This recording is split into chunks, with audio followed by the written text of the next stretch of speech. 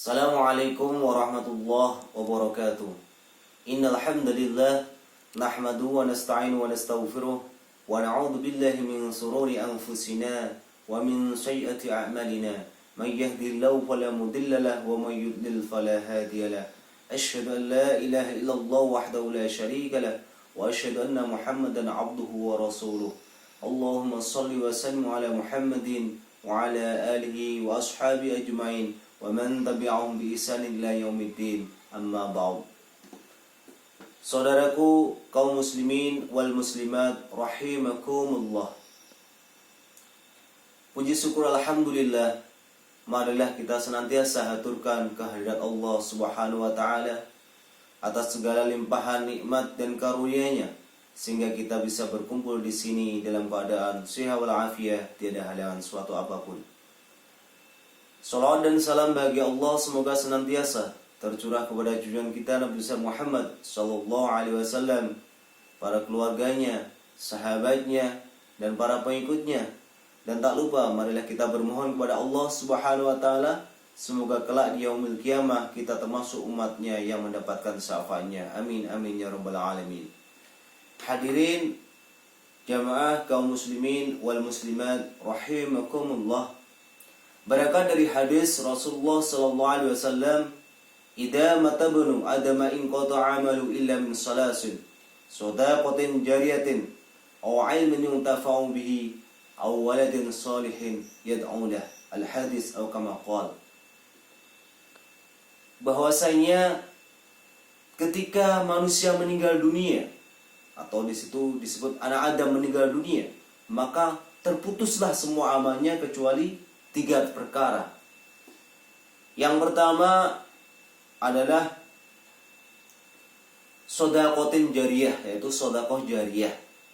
Apabila orang meninggal dunia sudah nggak bisa mendapatkan apa-apa cuma 3 perkara ini, yaitu sedekah jariyah. Apabila seorang yang sudah meninggal tersebut dia punya sedekah jariyah, seandainya dia punya mungkin pernah menyumbang di suatu majelis ke suatu masjid, kemudian masjid itu masih dimanfaatkan, atau menyumbang di madrasah itu masih dimanfaatkan, maka ketika orang tersebut meninggal, maka masih mengalir pahalanya, masih sampai kepada orang tersebut. Kemudian apalagi yang nomor 2 yaitu ilmu yang bermanfaat. Jadi apabila orang meninggal, dia punya ilmu, dia mungkin pernah mengajarkan ilmu kepada seseorang, atau menjadi seorang ustaz atau guru, kemudian mengajarkan, atau dai menyeru kepada jamaahnya, kemudian ada yang melakukan, maka dia akan tetap mendapatkan pahalanya tetap mengalir meskipun dia sudah meninggal dunia. Karena di dalam hadis Ibnu Daud juga dikatakan ad-dala 'alal khair kafa'ali, orang yang menunjukkan kebaikan maka pahalanya seperti orang yang melakukan tersebut tanpa mengurangi pahala orang yang mengerjakan tersebut. Buat si A ini contoh, si A menunjukkan pada si B, ayo sholat, kemudian diajarkan sholat sampai bisa, kemudian si B selalu rajin mengenal sholat meskipun si A ini sudah meninggal, karena dia menunjukkan kebaikan dia dapat pahalanya terus. Kemudian yang ketiga yaitu awaladin sholihin yad'u, itu anak soleh yang selalu mendoakannya. Ini harapan semua orang tua, apalagi kita. Makanya mari kita didik anak-anak kita menjadi anak yang soleh, yang selalu bisa kita handalkan besok ketika kita sudah tidak ada di dunia ini lagi. Karena anak itu adalah aset kita ketika kita sudah tidak ada di dunia ini lagi. Bagaimana anak kita bisa menjadi soleh? Caranya, ya kita harus jadi soleh dulu. Kita berikan contoh yang sesuai dengan tuntunan Rasulullah. Kita harus jadi figur orang tua yang bisa memberikan contoh yang baik buat anak-anak kita. Apalagi di rumah, karena rumah itu adalah madrasah atau sekolah pertama bagi anak-anak kita. Terutama ibu ini ya, terutama ibu harus bisa memberikan contoh yang baik, karena keseharian itu banyak bersatu dengan ibunya biasanya.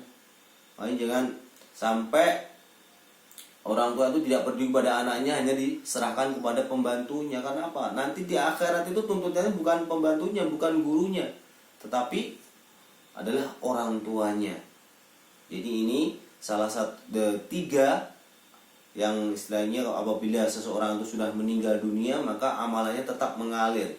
Yaitu yang pertama adalah sedekah jariyah. Dia punya sedekah jariyah. Kemudian yang kedua adalah ilmu yang bermanfaat. Dan yang ketiga adalah anak solih yang selalu mendoakan kepada orang tuanya.